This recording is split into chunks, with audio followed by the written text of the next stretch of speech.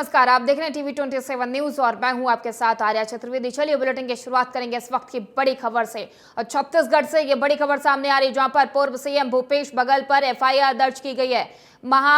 महादेव सट्टेबाजी घोटाले में ये पूरा मामला दर्ज किया गया है। ये एफआईआर दर्ज की गई है। धारा 7 और 11 के तहत इन्हें आरोपी बनाया गया है। बघेल पर 508 करोड़ की रिश्वत लेने का आरोप है। तो इस वक्त की बड़ी खबर हम आपको छत्तीसगढ़ से बता रहे, जहां पर पूर्व सीएम भूपेश बघेल पर एफआईआर दर्ज की गई है। 508 करोड़ की रिश्वत लेने के मामले में ये एफआईआर दर्ज की गई है। तो आपको बता दें कि इस वक्त की बड़ी खबर हम आपको बता रहे, महादेव सट्टेबाजी घोटाले में ये एफआईआर दर्ज की गई है। लोकसभा चुनाव से पहले छत्तीसगढ़ के पूर्व सीएम भूपेश बघेल पर छत्तीसगढ़ पुलिस की ईओडब्ल्यू और एसीबी विंग ने महादेव बैटिंग ऐप के मामले में ये एफआईआर दर्ज की है। जानकारी ये भी मिल रही है कि 508 करोड़ रुपए के प्रोटेक्शन मनी लेने के आरोप में ये मामला, ये एफआईआर दर्ज की गई है। तो इस वक्त की बड़ी खबर छत्तीसगढ़ से हम आपको बता रहे, जहां पर एक बार फिर से भूपेश बघेल की मुश्किलें बढ़ती हुई दिखाई दे रही हैं। भूपेश बघेल, पूर्व सीएम भूपेश बघेल पर एफआईआर दर्ज की गई है। महादेव ऐप को लेकर, महादेव सट्टेबाजी ऐप को लेकर ये मामला दर्ज किया गया है। और आरोप ये भी लगाया जा रहा है कि 508 करोड़ की प्रोटेक्शन मनी ली थी, जिसको लेकर ये मामला, ये एफआईआर दर्ज की गई है। तो चुनाव से पहले ये बड़ी खबर हम आपको बता रहे, जहां पर छत्तीसगढ़ में पूर्व सीएम भूपेश बघेल पर एफआईआर दर्ज की गई है। बघेल पर 508 करोड़ की रिश्वत लेने का आरोप भी लगाया गया है। धारा 7 और 11 के तहत यह मामला दर्ज किया गया है। छत्तीसगढ़ के पूर्व सीएम भूपेश बघेल पर एफआईआर दर्ज की गई है। महादेव सट्टेबाजी ऐप में को लेकर ये मामला दर्ज किया गया है। और इस खबर पर अधिक जानकारी के लिए हमारे संवाददाता अरुण हमारे साथ जुड़ चुके हैं। अरुण, ये पूरा क्या मामला है कि भूपेश बघेल पर, जो पूर्व सीएम है भूपेश बघेल पर, उन पर एफआईआर दर्ज की गई है, क्या कुछ अधिक जानकारी मिल पा रही है? देखिए आर्या, छत्तीसगढ़ में बात करें अगर तो कांग्रेस की लगातार मुश्किलें बढ़ती जा रही है। अभी हाल ही में महादेव सट्टा ऐप चर्चित जो है मामला था, ईओडब्ल्यू ने इसमें कई आरोपियों को इसके पहले भी मामला पंजीबद्ध कर दिया है। हाल ही में छत्तीसगढ़ के पूर्व सीएम भूपेश बघेल के ऊपर महादेव सट्टा ऐप के मामले में जो है आरोपित घोषित किया गया है ईओडब्ल्यू के द्वारा, और उन पर जो है एफआईआर दर्ज की गई है। बताया गया कि 508 करोड़ रुपए की इन्होंने जो है रिश्वत ली थी। इसमें भूपेश बघेल के समेत जो टोटल आरोपी है 16 आरोपी बताया जाए, 16 आरोपियों पर एफआईआर दर्ज की गई है। छत्तीसगढ़ में पूर्व जो है मुख्यमंत्री भूपेश बघेल महादेव ऑनलाइन जो सट्टा ऐप है, इसमें घोटाले में एक बहुत बड़ा झटका लगा है। हालांकि टीवी 27 इसके पहले भी दर्शकों को बता चुका था, जिस तरीके से ईओडब्ल्यू सीबीआई की जांच की आंच जो है लगातार दायरा उनका बढ़ता जा रहा था, वहीं पूर्व सीएम तक इसकी आग जो है पहुंच सकती है। और आज इसकी आग जो है पूर्व सीएम तक पहुंच चुकी है। बघेल पर पुलिस ने एफआईआर दर्ज में आईपीसी 7 एवं 11 के तहत जो है आरोप लगाया, इसके तहत एफआईआर किया है। इसमें भूपेश बघेल पूर्व सीएम के अलावा जो है महादेव ऐप के प्रमोटर सौरभ चंद्राकर, रवि उप्पल समेत जो है 16 लोगों को एफआईआर दर्ज की, 16 लोगों को इसमें आरोपी बनाया गया है। आर्या, बिल्कुल अरुण, लेकिन सवाल यहाँ पर यह खड़ा होता है कि अगर बात की जाए कि छत्तीसगढ़ में जब विधानसभा के चुनाव थे, तब भी ये मामले ने तूल पकड़ा था, तब भी तमाम आरोप भूपेश बघेल पे लगाए गए थे। और अब लोकसभा चुनाव है, तारीखों का ऐलान हो चुका है, और ऐसे में भूपेश बघेल पर एफआईआर होना क्या इनके लिए मुसीबतें खड़ी कर सकता है? चुनाव से पहले मुश्किलें खड़ी कर सकता है भूपेश बघेल के लिए ये मामला? अरुण, देखो आर्या, ये छत्तीसगढ़ में जो है चुनावी समीकरण महादेव सट्टा ऐप बिगाड़ सकता है बिल्कुल, चूंकि जिस तरीके से हालांकि जो मामला है पूरा कांग्रेस की सरकार थी इसके पहले छत्तीसगढ़ में, इस दरमियान ये मामला था। इस दरमियान भाजपा के जो नेता हैं, बड़े नेता हैं, उनमें लगातार शिकायतें दर्ज करा रहे थे, लेकिन इसमें किसी तरह आरोपियों पर कार्रवाई नहीं की जा रही थी। हाल ही में 3 महीने पहले छत्तीसगढ़ में सरकार बदली है और वापस भाजपा की सरकार आई है, जिस पर ताबड़तोड़ इसमें एक्शन शुरू होना हुआ है। और महादेव सट्टा ऐप की जो है लगातार इसकी जांच पड़ताल जारी थी। ईओडब्ल्यू और सीबीआई के द्वारा लगातार इसकी जांच की जा रही थी। जांच का दायरा लगातार इसके जो है बढ़ती जा रही थी, और इस जांच के दायरा में जो है लगातार पूर्व सीएम भूपेश बघेल पर आरोप है कि 508 करोड़ की इन्होंने रिश्वत ली थी। इसके बाद जाके उसको संरक्षण देने का भी आरोप है। इसमें अभी दावा यह भी किया जा रहा है कि अभी इसमें कई और बड़े नेताओं के नाम जो है शामिल हो सकते हैं उनके नाम भी आ सकते हैं इस पूरे मामले में। बिल्कुल अरुण, लेकिन भूपेश बघेल की तरफ से, कांग्रेस की तरफ से लगातार ये आरोप भी लगाया जा रहा है कि ये सब राजनीतिक साजिश है। लेकिन यहाँ पर सवाल ये उठता है अरुण कि लोकसभा चुनाव है, राजनांदगांव से इन्हें प्रत्याशी भी बनाया गया है भूपेश बघेल को। आगे की तस्वीरें क्या होंगी?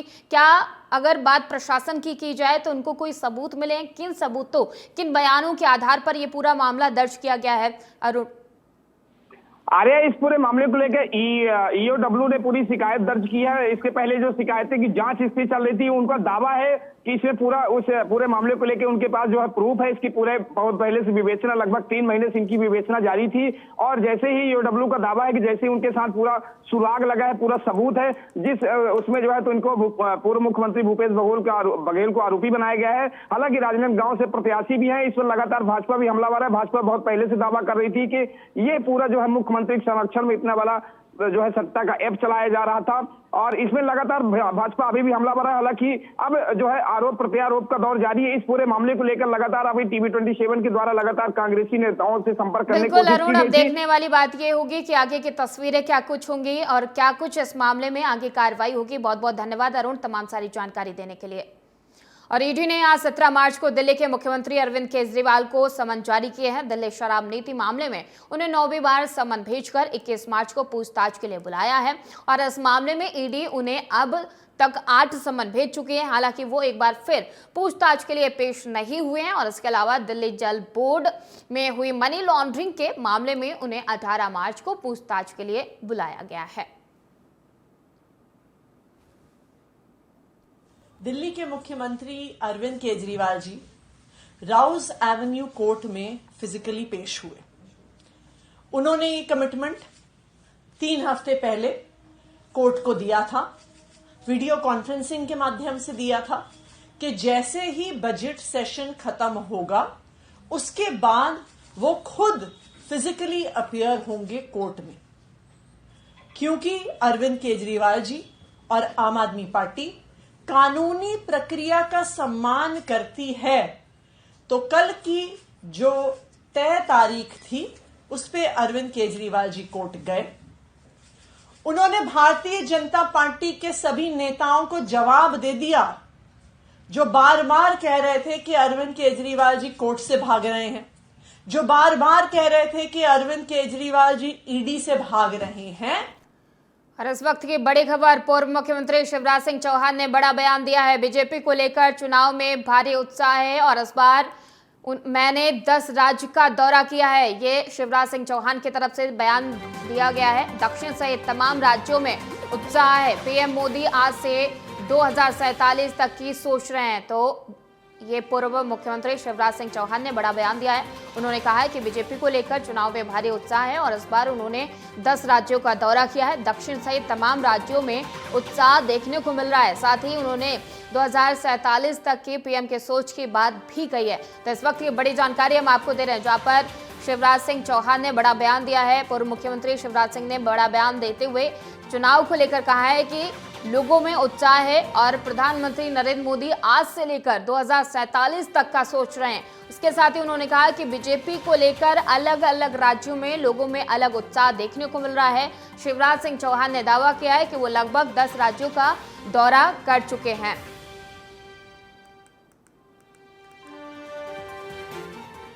और इलेक्टोरल बॉन्ड को लेकर एमपी कांग्रेस प्रदेश अध्यक्ष जीतू पटवारी का बीजेपी पर बड़ा हमला कहा और चुनावी बॉन्ड के पैसे से बीजेपी ने सरकार, विधायक, सांसद खरीदे हैं।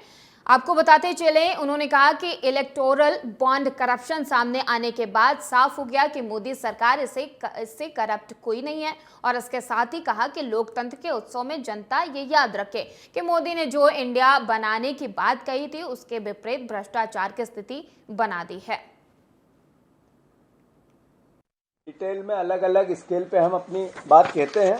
मैं एक ये लिखित अपने बयान के माध्यम से आपको पूरी डिटेल दूंगा, पर कुल मिला के चुनाव की इस बेला में, लोकतंत्र की इस भारतवर्ष के उत्सव में देश की जनता को ये याद रहना चाहिए कि नरेंद्र मोदी जी ने जो देश बनाने की बात की थी, न्यू इंडिया बनाने की बात की थी, उसके विपरीत भ्रष्टाचार के तांडव वाला इंडिया बना दिया है, जिसमें पंगु बना दिया मीडिया को, जिसमें पंगु बना दिया स्वायत्त संस्थाओं को, जिनको एजेंसियों को आधार बनाया भ्रष्टाचार का, डराने का, धमकाने का और वसूली का। ये इससे पहले देश में कभी नहीं हुआ। मैं मानता हूं कि देश जाने समझे, और इसके विपरीत कांग्रेस पार्टी ने हमेशा अधिकारों की बात की। हमने सूचना का अधिकार दिया। नरेंद्र मोदी जी ने सूचना के अधिकार का जितना एक तरह से पंगु बनाया इनकी सरकार ने, सर्वविदित है। और मुंबई में कल देर रात एमवीए की अहम बैठक हुई। तीनों पार्टी के जिम्मेदार नेता इस बैठक में मौजूद रहे। नेहरू तरंग और में शरद पवार की मौजूदगी में ये बैठक हुई है। आपको बताते चले कि बैठक में सीट शेयरिंग को लेकर फार्मूला तैयार किया गया और राहुल गांधी के सभा के बाद आज अंतिम निर्णय लिया जाएगा। तो आपको बता दें, कल मुंबई में महाविकास अघाड़ी की बैठक हुई और सीट शेयरिंग को लेकर इस बैठक में चर्चा की गई है। ये भी कहा जा रहा है कि अब सीट शेयरिंग हो सकती है, क्योंकि कल रात में इस बैठक में काफ़ी देर मंथन हुआ, चर्चा हुई सीट शेयरिंग को लेकर। मुंबई में कल देर रात महाविकास अघाड़ी की अहम बैठक हुई है और शरद पवार की मौजूदगी में ये बैठक की गई। इसमें तमाम दिग्गज नेता शामिल हुए, चाहे फिर संजय राउत की बात कर ली जाए और शरद पवार की बात कर ली जाए, सहित तमाम दिग्गज इस बैठक में शामिल हुए और इस बैठक में सीट शेयरिंग को लेकर काफ़ी देर मंथन हुआ है। और अब बताया जा रहा है कि राहुल गांधी के बात करने के बाद इस पूरे मामले पर आगे की तस्वीरें साफ हो पाएंगी। और लोकसभा चुनाव से पहले भाजपा में विपक्षी दलों के नेताओं के ज्वाइनिंग का सिलसिला कई दिनों से चल रहा है। सपा और बसपा के दिग्गज नेता बीजेपी का दामन थाम रहे हैं। इसी कड़ी में भाजपा प्रदेश मुख्यालय में ज्वाइनिंग कार्यक्रम का आयोजन किया गया। सपा के पूर्व सांसद देवेंद्र सिंह यादव, सपा नेता संदीप पाल और बीएसपी के पूर्व विधानसभा प्रत्याशी अनिल पांडे सहित तमाम दिग्गज नेताओं ने प्रदेश अध्यक्ष भूपेंद्र सिंह चौधरी और डिप्टी सीएम ब्रजेश पाठक की मौजूदगी में भाजपा की सदस्यता ग्रहण कर ली है।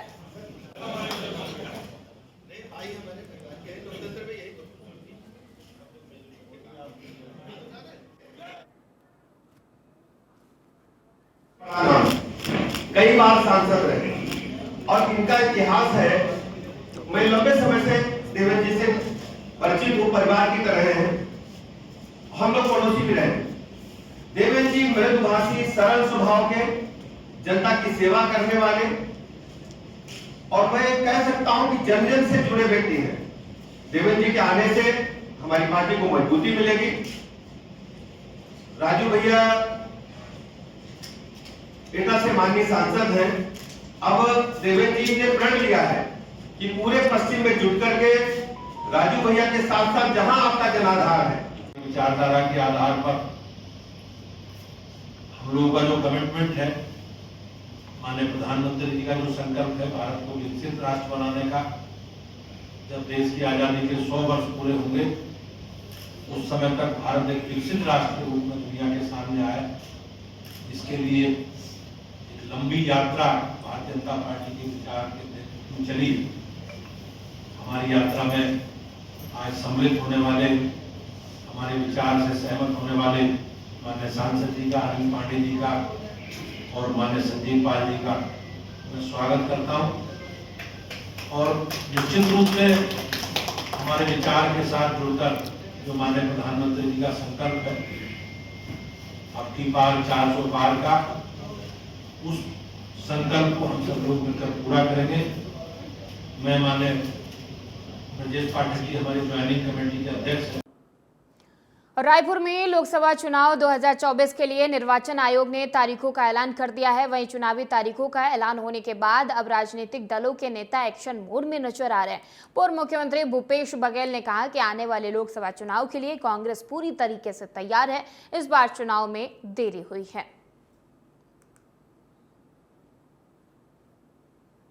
पिछले समय में भी 3 चरणों में चुनाव छत्तीसगढ़ में हुआ था। पहले बस्तर हुआ था, फिर राजनांदगांव, कांकेर और महासमुंद, उसके बाद 7 लोकसभा तीसरे चरण में हुआ था, लेकिन तारीखें अलग अलग थी। अप्रैल में ही तीनों चरण के चुनाव हो गए थे। इस समय डिले हुआ है।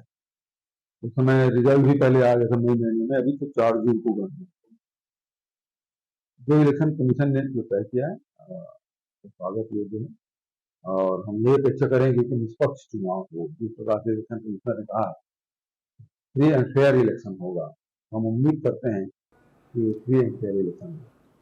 और लोकसभा चुनाव की आचार संहिता लागू होने के बाद भी कांग्रेस ग्वालियर चंबल अंचल की सीटों पर अपने प्रत्याशियों की घोषणा नहीं कर पाई है, जबकि भारतीय जनता पार्टी चुनावी कैंपेन में काफी आगे चल रही है। भारतीय जनता पार्टी के प्रदेश प्रभारी भूपेंद्र सिंह यादव और तमाम बड़े चेहरे ग्वालियर चंबल अंचल का दौरा कर भाजपा को 400 पर का लक्ष्य पहुंचने के काम में तेजी से जुट गए हैं। और आपको बताते चले कि कांग्रेस की बात की जाए तो कांग्रेस में गुना, ग्वालियर और मुरैना लोकसभा सीट पर अब तक प्रत्याशियों के नाम पर सहमति नहीं बन पाई है। कांग्रेस में प्रत्याशियों के चयन को लेकर मचे घमासान पर भारतीय जनता पार्टी के प्रदेश प्रवक्ता ब्रजराज सिंह ने कहा है कि कांग्रेस में अब नेता नहीं बचे हैं। इसके जवाब में पलटवार करते हुए कांग्रेस के जिला अध्यक्ष देवेंद्र शर्मा ने कहा कि कांग्रेस में नेताओं की कमी नहीं है, एक सीट पर 4 नाम प्रस्तावित हैं। पार्टी संगठन जैसा निर्णय लेगा उसी आधार पर नाम तय किए जाएंगे और भारतीय जनता पार्टी को चिंता करने की जरूरत नहीं है। वहीं उन्होंने भाजपा के 400 पार के नारे के विषय में कहा कि भाजपा कुछ भी कह सकती है, अभी उनकी सत्ता है।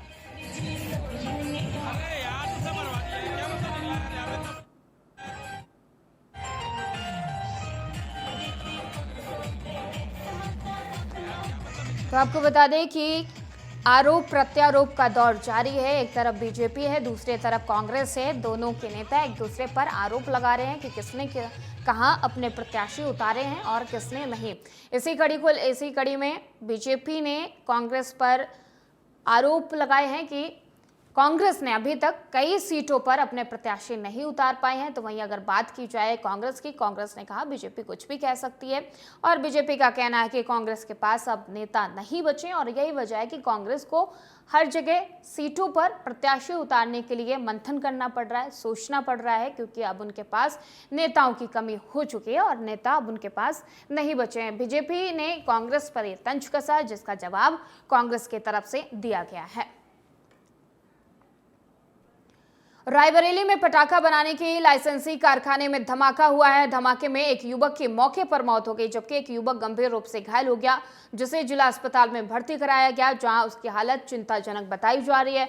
पूरा मामला महाराजगंज थाना इलाके के बहरेव मऊ गांव का बताया जा रहा है। फिलहाल पुलिस पूरे मामले की जांच पड़ताल कर रही है। तो आपको बता दें कि रायबरेली में पटाखा फैक्ट्री में धमाका हुआ है और इस धमाके में एक युवक की मौके पर मौत हो गई, जबकि दूसरा युवक गंभीर रूप से घायल बताया जा रहा है कि पटाखा फैक्ट्री में चिंगारी पहुंचने की वजह से ये धमाका हुआ है और इस धमाके में एक युवक की मौत हो गई है, जबकि दूसरा युवक गंभीर रूप से घायल बताया जा रहा है, जिसे अस्पताल में इलाज के लिए भर्ती कराया गया है, जहां पर युवक की स्थिति चिंताजनक बनी हुई है। लेकिन एक तरफ पुलिस प्रशासन पूरे मामले की जांच पड़ताल कर रही है कि आखिरकार ये धमाका कैसे हुआ, क्या वजह रही इसके पीछे की, तो पूरा मामले की जांच की जा रही है। Pandey EMO district hospital Raebareli. Sir, एक शिवम का पेशेंट आया है, क्या है? शिवम आया है, 17 साल का है, महाराजगंज से रेफर है और बता रहे हैं उनके साथ वाले ब्लास्ट इंजरी है और लेफ्ट लोअर लेग फ्रैक्चर दिख रहा है, तो अभी उसको ऑर्थोपेडिक के अंदर एडमिट। और मुजफ्फरनगर में बुढ़ाना पुलिस और आबकारी टीम ने संयुक्त कार्रवाई करते हुए 40 लाख की 535 पेटी पंजाब मार्का अंग्रेजी शराब बरामद की है। पुलिस ने 10 टायर ट्रक और फॉर्च्यूनर के साथ 2 अंतर्राज्यीय शराब तस्करों को गिरफ्तार किया है। मिली जानकारी के अनुसार शराब तस्कर ऑन डिमांड शराब सप्लाई करते थे। गुजरात, यूपी, बंगाल सहित कई राज्यों में शराब तस्करों का नेटवर्क फैला हुआ है। फिलहाल पुलिस पूरे मामले की जांच पड़ताल कर रही है।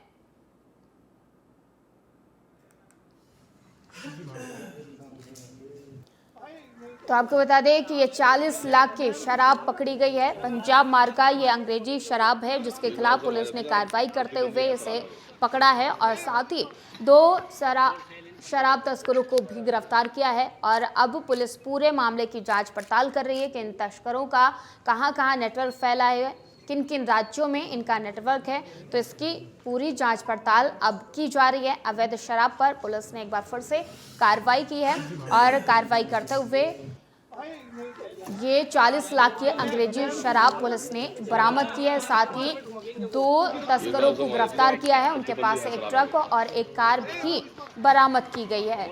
2 अंतर्राज्यीय शराब तस्कर पुलिस की गिरफ्त में है। अब पुलिस इन तस्करों से पूछताछ कर आगे की कार्रवाई कर रही है।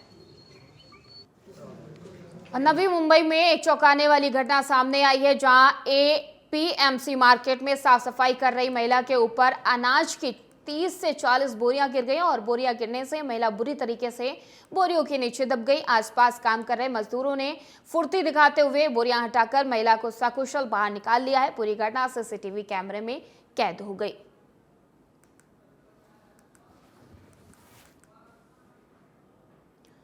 और लोकसभा चुनाव की अधिसूचना जारी होते ही रायसेन जिले में भी आदर्श आचार संहिता लागू हो गई है। रायसेन जिले के बेमनगंज में आदर्श आचार संहिता का पालन सुनिश्चित कराने के लिए कलेक्टर और जिला निर्वाचन अधिकारी अरविंद दुबे के निर्देशानुसार एसडीएम सौरभ मिश्रा, तहसीलदार एसआर देशमुख और एसडीओपी आलोक श्रीवास्तव, टीआई संतोष सिंह ठाकुर, नायब तहसीलदार दिलीप कुमार द्विवेदी, सीएमओ कृष्णकांत शर्मा के साथ काफिले के साथ निकले और प्रमुख स्थानों पर लोगों से चर्चा कर आदर्श आचार संहिता के संबंध में जानकारी दी। नगर पालिका के सफाई कर्मचारियों ने तत्काल संपत्ति विरूपण की कार्रवाई शुरू कर दी है और शासकीय संपत्ति पर से राजनीतिक दलों के होर्डिंग, बैनर, झंडे, पोस्टर सहित तमाम चीजें हटाना शुरू कर दी है। इसके बाद अधिकारियों का काफिला पुलिस बल के साथ पूरे शहर में मार्च करते हुए दिखाई दिए और गाड़ियों को देखकर राजनीतिक दलों के लोगों को समझते देर नहीं लगी कि आदर्श आचार संहिता लागू हो गई है। वहीं आमजन अचानक सायरन बजाती गाड़ियों को देखकर चौकन्ना हो गए कि कोई घटना हो गई है और एक दूसरे से पूछते नजर आए। पूरा मामला क्या है? जब लोगों को पता चला कि आदर्श आचार संहिता का पालन करने के लिए अधिकारी वर्ग शहर का जायजा ले रहे हैं। और सगाई कार्यक्रम चल रहा था, गाने बज रहे थे और डांस भी हो रहा था। तभी अचानक ये खुशियों का माहौल हंगामे में बदल गया। दरअसल झांसी के मऊरानीपुर में चल रहे एक युवक के सगाई कार्यक्रम में उसी की प्रेमिका ने पहुंचकर हंगामा शुरू कर दिया, जिससे वहां अफरा तफरी मच गई। और आपको बताते चले कि लड़के पक्ष ने प्रेमिका के साथ मारपीट की। घटना की सूचना पाकर मौके पर पुलिस पहुंची और पुलिस ने शिकायत को सुना और समझाने का प्रयास किया। पुलिस ने बताया कि प्रेमिका का आरोप है कि वो लड़के से प्यार करती है। लड़के ने उसे कई सपने दिखाए, लेकिन अब वो उसे धोखा देकर दूसरी जगह शादी करना चाह रहा है। ये ठीक नहीं है। लड़के वालों ने लड़की को काफी समझाने का प्रयास किया, लेकिन लड़की नहीं मानी, जिस कारण लड़के वालों ने लड़की के साथ मारपीट की। ये घटना वहां लगे सीसीटीवी कैमरे में कैद हो गई। फिलहाल पुलिस पूरे मामले की जांच पड़ताल कर रही है।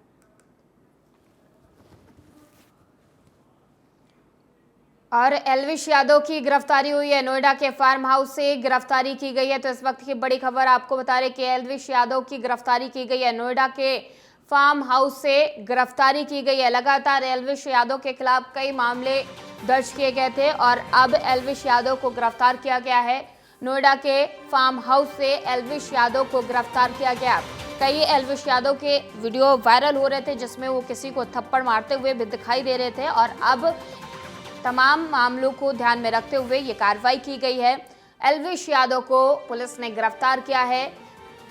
नोएडा के फार्म हाउस से एल्विश यादव को गिरफ्तार किया गया है। तो इस वक्त की बड़ी जानकारी हम आपको दे रहे हैं। यूट्यूबर एल्विश यादव को गिरफ्तार किया गया है। नोएडा के फार्म हाउस से एल्विश यादव की गिरफ्तारी हुई है।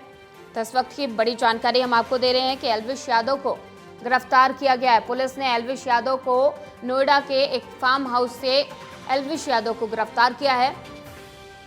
लगातार एल्विश यादव के कई मामले, कई वीडियो वायरल हो रहे थे, जिसमें वो किसी को थप्पड़ मारते हुए दिखाई दे रहे थे और अब ये किस मामले में गिरफ्तारी हुई है, इसका खुलासा अभी तक नहीं हो पाया है। लेकिन पुलिस ने एल्विश यादव को नोएडा के एक फार्म हाउस से गिरफ्तार किया है और ये बड़ी जानकारी हम आपसे साझा कर रहे हैं, जहां पर एल्विश यादव को गिरफ्तार किया गया है। नोएडा के एक फार्म हाउस से पुलिस ने एल्विश यादव को गिरफ्तार किया है, लेकिन किस मामले में एल्विश यादव की गिरफ्तारी हुई है, ये अभी तक खुलासा नहीं हो पाया है। तो आपको बता दें कि एल्विश यादव को गिरफ्तार किया गया है और नोएडा के फार्म हाउस से एल्विश यादव को गिरफ्तार किया गया है। एल्विश यादव कई दिनों से विवादों में बने हुए थे और कभी उन्हें सांप पालने का, कभी किसी को थप्पड़ मारने का तमाम वीडियो वायरल हो रहे थे। और अब ये बड़ी खबर हम आपको बता रहे हैं जहां पर एल्विश यादव की गिरफ्तारी हुई है। नोएडा के फार्म हाउस से एल्विश यादव को गिरफ्तार किया गया है, लेकिन किस मामले में एल्विश यादव की गिरफ्तारी हुई है इसका अभी तक खुलासा नहीं हो पाया, इसकी जानकारी अभी तक नहीं मिल पा रही है। लेकिन नोएडा के फार्म हाउस से एल्विश यादव को पुलिस ने गिरफ्तार किया है। इस वक्त की बड़ी जानकारी हम आपको दे रहे हैं जहां पर एल्विश यादव को गिरफ्तार किया गया है। नोएडा के एक फार्म हाउस से एल्विश यादव की गिरफ्तारी हुई है, लेकिन किस मामले पर यह गिरफ्तारी हुई इसका अभी तक खुलासा नहीं हो पाया है। कई दिनों से एल्विश यादव विवादों में बने हुए हैं, कभी सांप पालने का और कभी किसी को थप्पड़ मारने का वीडियो लगातार वायरल हो रहे हैं, जिसको लेकर तरह तरह के बयान भी सामने आ रहे थे। और अब एल्विश यादव को गिरफ्तार किया गया है। नोएडा के एक फार्म हाउस से एल्विश यादव को गिरफ्तार किया गया है। तो इस वक्त की बड़ी जानकारी हम आपको दे रहे हैं कि एल्विश यादव को गिरफ्तार किया गया है।